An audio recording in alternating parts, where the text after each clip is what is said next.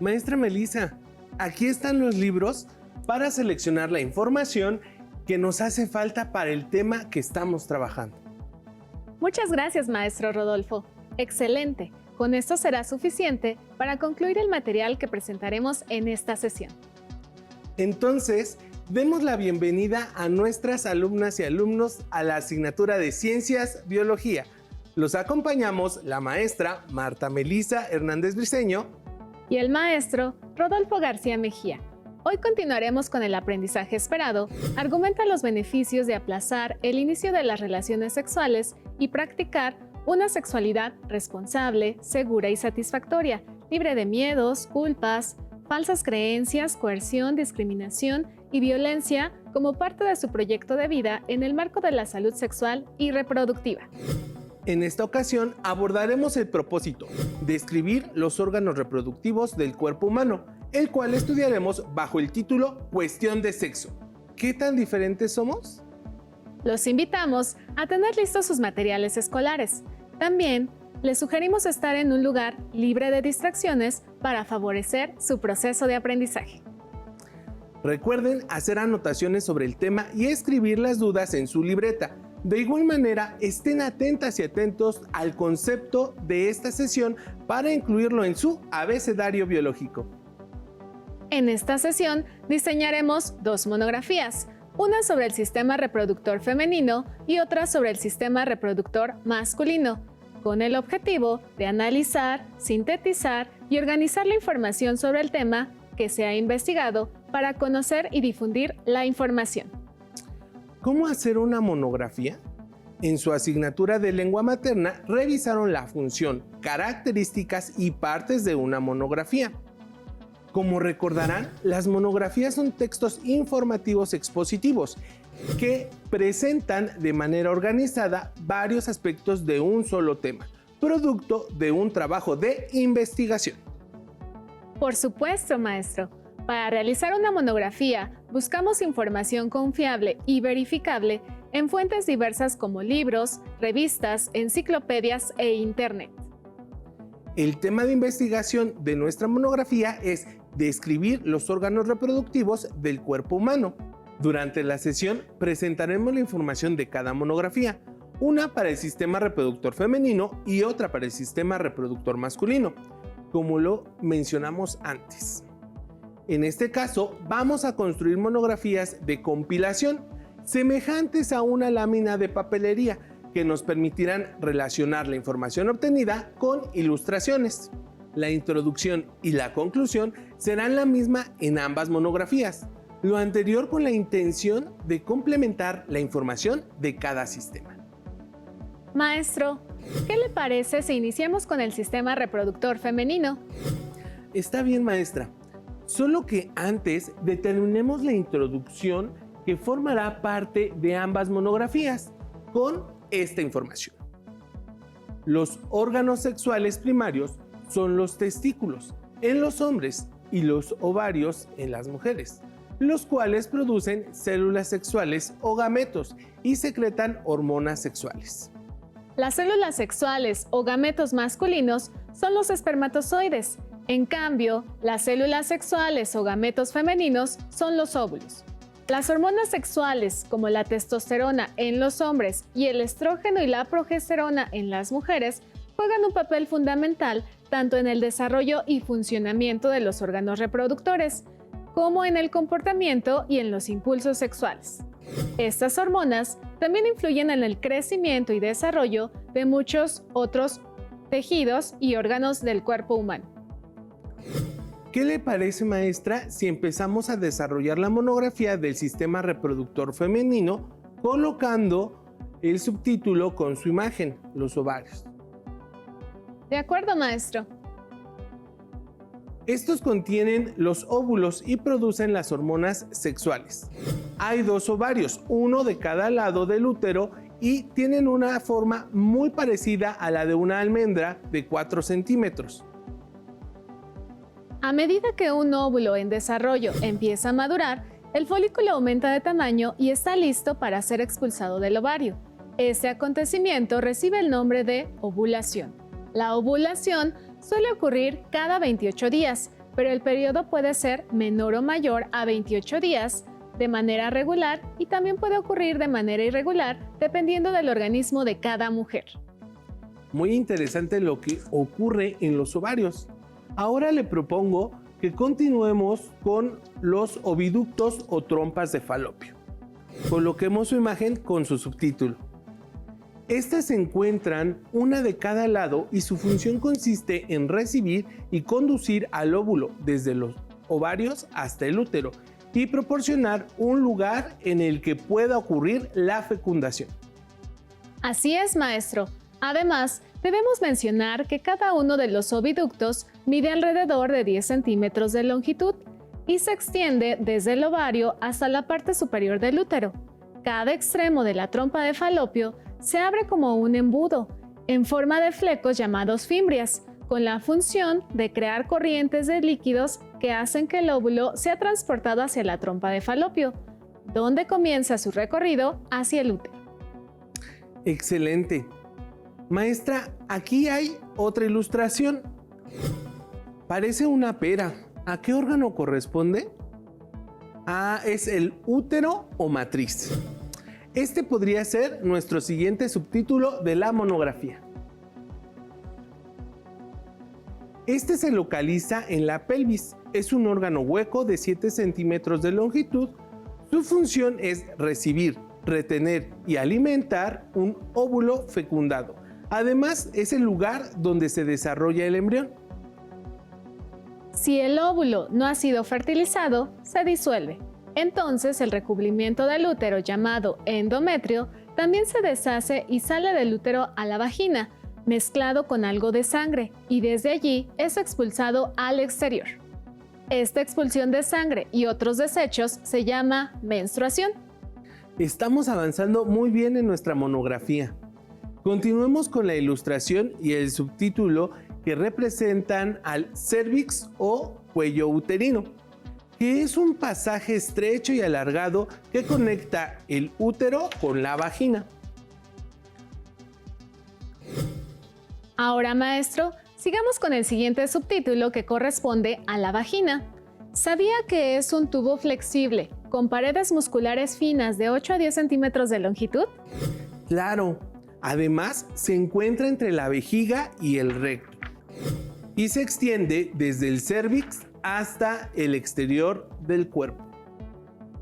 Efectivamente, y las funciones de la vagina son recibir al pene durante el coito o copulación y proporcionar un conducto o canal para el parto de los hijos y para la salida del flujo menstrual.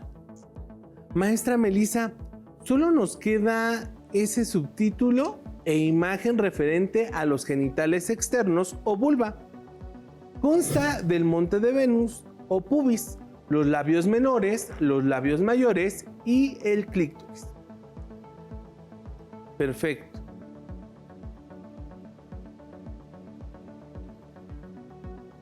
En la imagen podemos identificar los diferentes órganos y partes que conforman la vulva, como el monte de Venus o pubis, que es una zona grasa y redondeada. No es un órgano genital, pero sirve de guía para ubicar los órganos sexuales, donde surge uno de los primeros cambios en la pubertad, es decir, el vello púbico. También podemos observar los labios mayores. Los identificamos como dos pliegues alargados de piel, cubiertos de vello, los cuales rodean a la uretra y la vagina para protegerlos. En cambio, los labios menores son más delgados y arrugados, sensibles al tacto y frecuentemente húmedos. Y también podemos identificar el clítoris, que es una pequeña estructura protuberante compuesta por tejido eréctil y terminaciones nerviosas sensibles al tacto, que se hincha de sangre durante la excitación sexual. Debemos considerar que como parte de nuestra higiene personal es recomendable lavar el cuerpo todos los días y usar ropa interior limpia. En el caso de las adolescentes, para la higiene en la vulva es mejor usar jabón sin perfume o solo utilizar abundante agua tibia y evitar desodorantes vaginales, ya que a veces irritan esta zona tan sensible. Si notan secreciones de color amarillo que empiezan a oler mal o si la vagina pica o está irritada, necesitan consultar a su médico. Así es, maestra. Su salud sexual es sumamente importante. Mire, maestra, ya solo falta la conclusión para terminar por completo nuestra monografía, pero lo realizaremos al final, una vez que revisemos el sistema reproductor masculino, pues recordemos que la introducción y la conclusión será la misma para ambas monografías. ¡Excelente! Entonces, iniciemos con la construcción de la monografía del sistema reproductor masculino. ¿Qué le parece, maestro, si colocamos la imagen para ilustrar la introducción que realizaremos para la monografía anterior? Excelente. Mire, maestra, aquí me adelante. Puse la imagen. Iniciemos nuestra monografía revisando al sistema reproductor masculino, precisamente con el órgano donde se producen las células masculinas que participan en la reproducción humana, los testículos. Muy bien. ¿Qué le parece si pega la imagen y el subtítulo? En el embrión, los testículos se forman en el abdomen y durante la etapa fetal inicia su descenso, de tal manera que en el momento del nacimiento ya se ubica en el escroto, por fuera del cuerpo del bebé. Por ello, cuando nace el varón, el pediatra revisa que se encuentran los dos testículos en el escroto. Muy interesante. Entonces, con esta información podemos colocar el siguiente subtítulo con su imagen, que es el escroto, ya que lo identificamos como un saco de piel más oscura, cubierta de vello y con gran cantidad de glándulas sebáceas. Así es. Además, es importante mencionar que en la estructura del escroto hay un músculo llamado dartos, que mantiene a los testículos a temperatura adecuada para llevar a cabo su función, es decir, permitir la producción de espermatozoides. Hay que aclararles a nuestros estudiantes que la función principal de los testículos es la producción de hormonas, específicamente la testosterona. Dentro de ellos existen unos tubos llamados tubos seminíferos, los cuales podemos identificar en la imagen que colocaremos de los testículos. Muy bien, maestro. En ellos se producen los espermatozoides.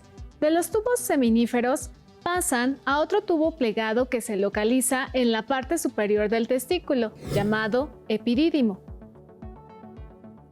Peguemos nuestra imagen. Si extendiéramos este tubo, alcanzaría una longitud de hasta 6 metros. La función principal del epidídimo es terminar la maduración de los espermatozoides, en la cual se define su estructura y adquieren la movilidad de la cola o flagelo. Una vez que los espermatozoides alcanzan la madurez, pasan a los llamados conductos deferentes, que son la continuación de los epidídimos y que colocaremos en nuestra monografía. Los conductos deferentes, que como dato son las estructuras que se amarran y se cortan en la vasectomía, descienden a los lados de los testículos y luego ascienden por las ingles y llegan a la pelvis. La siguiente imagen que vamos a colocar es vesículas seminales. Estas son dos glándulas alargadas, ubicadas entre la vejiga y el recto. Producen un líquido viscoso y alcalino que neutraliza la acidez de la uretra y de la vagina. Seguramente, nuestros estudiantes se preguntarán, ¿de la vagina? Así es, para que los espermatozoides puedan resistir el factor desfavorable de acidez dentro del cuerpo femenino, este líquido de las vesículas seminales se vuelve fundamental. Debemos mencionar que también ese líquido de las vesículas seminales contiene un monosacárido, es decir, una molécula de azúcar específicamente llamada fructosa, esencial para la producción de ATP y mejorar la movilidad de la cola o flagelo. Finalmente, mencionar que también contienen unas sustancias llamadas prostaglandinas, que favorecen la movilidad del espermatozoide. El líquido seminal forma 60% del semen, que es el producto de la eyaculación. Algo importante es que los conductos de estas glándulas se unen a los conductos deferentes y forman los conductos eyaculadores.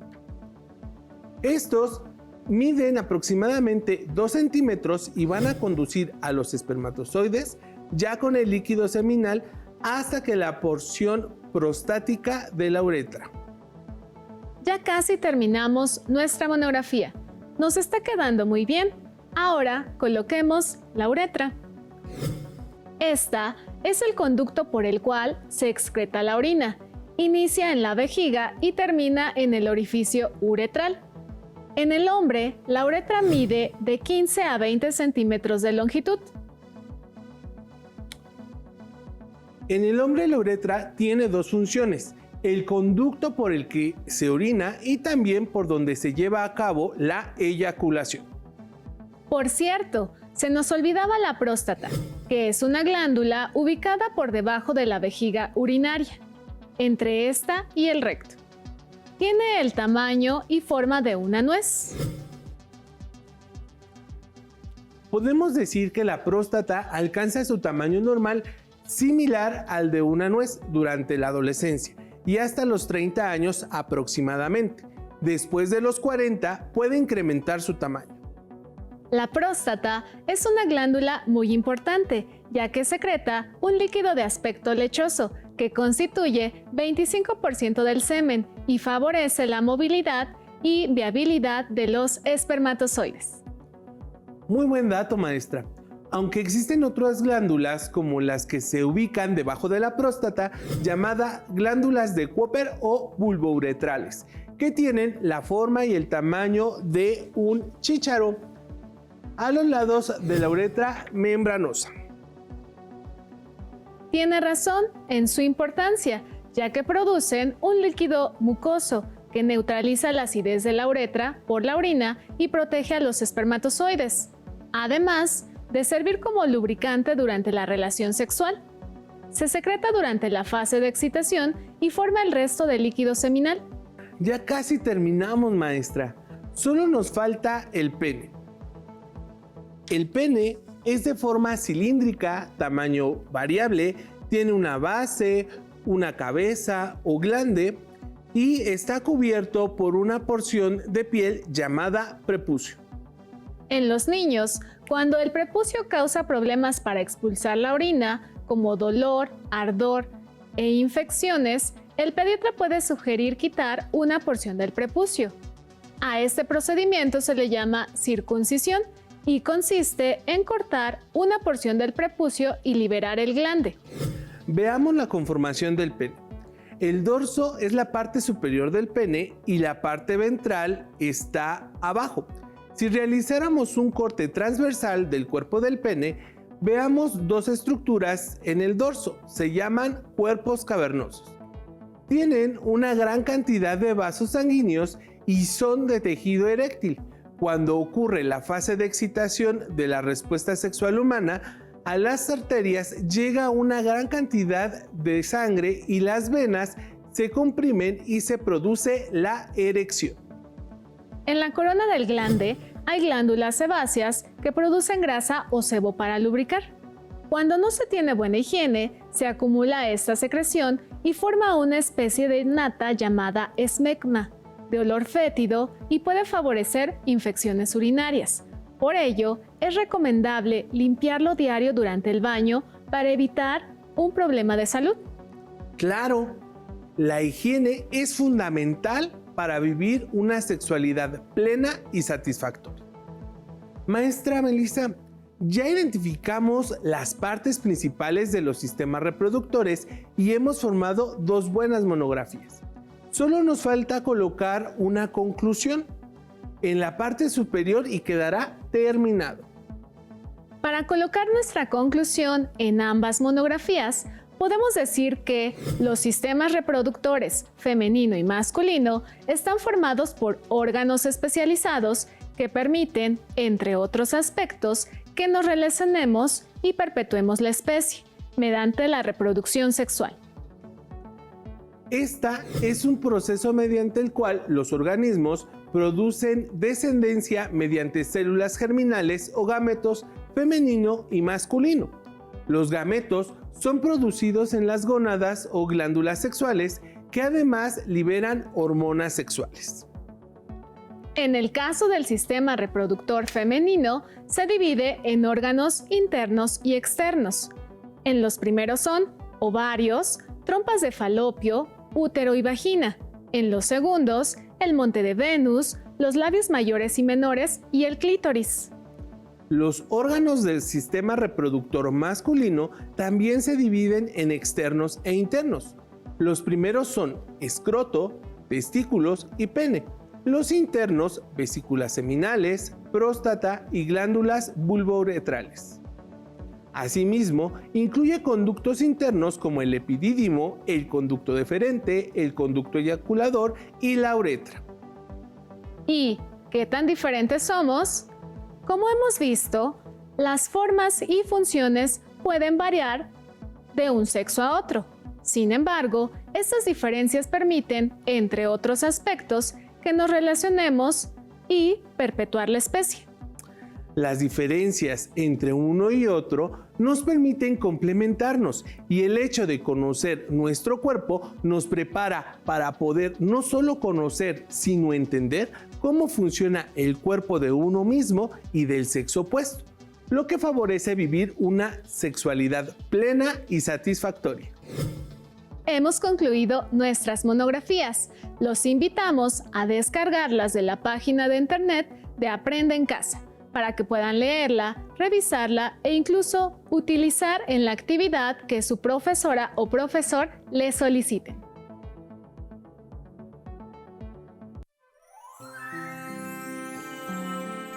Este es el reto. Los retamos a realizar el juego Infiere el órgano sexual para repasar las características de los órganos reproductores.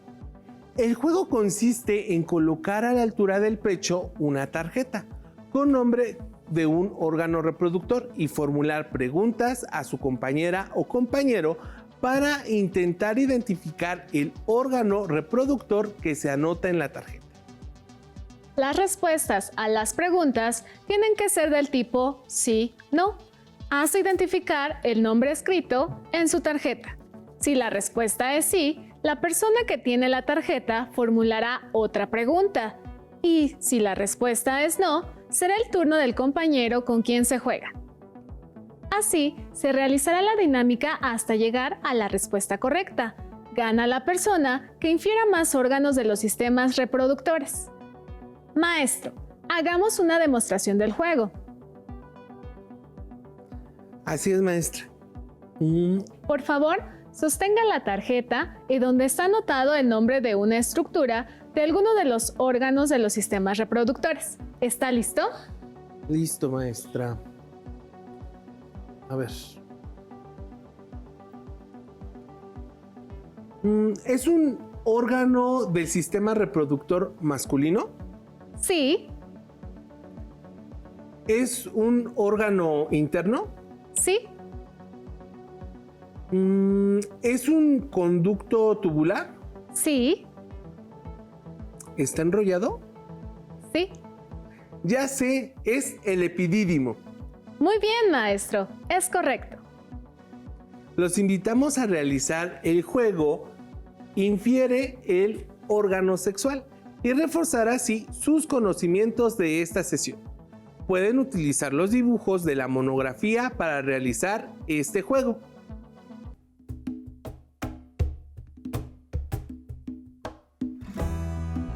Abecedario biológico. Es momento de agregar un nuevo concepto a su abecedario biológico.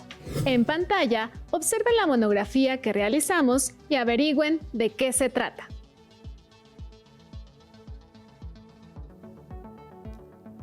Correcto. El concepto es órganos reproductores. Pueden utilizar la información de la monografía para definirlo, escribirlo e ilustrarlo en su libreta de biología. Por ahora, hemos concluido nuestra sesión. Se despide de ustedes la maestra Marta Melissa Hernández Briceño y el maestro Rodolfo García Mejía. Esperamos haber contribuido a su proceso de aprendizaje de ciencias biología. Hasta la próxima.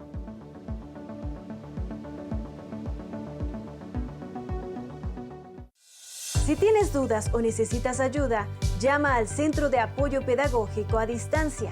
El número de teléfono para secundaria es el 55 36 01 71 23.